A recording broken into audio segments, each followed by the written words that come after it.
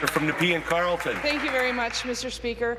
Yesterday, I received some bad news, it's very sad news. Anne Jarrett passed away. She was 106. She was a great lady in our community, one that many of us politicians, whether it was at any level of government, municipal, federal, provincial, often took the time to talk to when we would visit a cherished institution in our community at Carleton Lodge off of Prince of Wales in Barrhaven.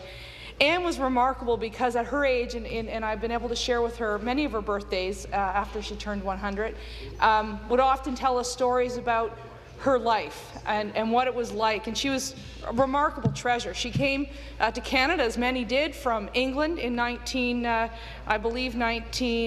she was born in 1905, so when she was 8 years old. She attended Lisker Collegiate, which is an important school still today in Ottawa. But what was really remarkable about Anne Jarrett, Mr. Speaker, is she worked for External Affairs, and she worked directly for Lester B. Pearson, first when he was First Secretary and later as Secretary of State, and she got to work on Parliament Hill in the East Bloc, which is now home to most of Canada's senators. And she worked right next to the office of Mackenzie King when he was Prime Minister at the time.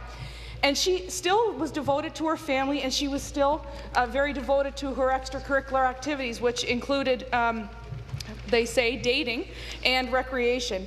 She also had this great experience in 1943 when she was invited to the Quebec Conference, which was an important meeting concerning the war, which was held by President Roosevelt, Prime Minister Churchill, and Prime Minister King. In 1945, she was asked to go to San Francisco for 3 months to help with the birth of the United Nations. If you can believe that, living history that those of us in Nepean Carleton were able to witness so many years later in her life. She was married to Gordon MacDonald, who was an RCMP officer for 25 years. Upon his death, she remarried Walter Jarrett at the age of 71 and spent another 25 years with him. He passed away many years ago, but as I said, Mr. Speaker, she contributed to our community. She's been a friend, and I must say I'll miss her dearly, as I know all of her residents and friends will at Carleton Lodge. So after 106 years on this planet Earth, she's decided it's time to go to a place that's better than this. We'll miss her humour, her smile, and her love of life. And I know all members of this legislature thank Anne and those of her generation for building this great nation and this great province. Thank you.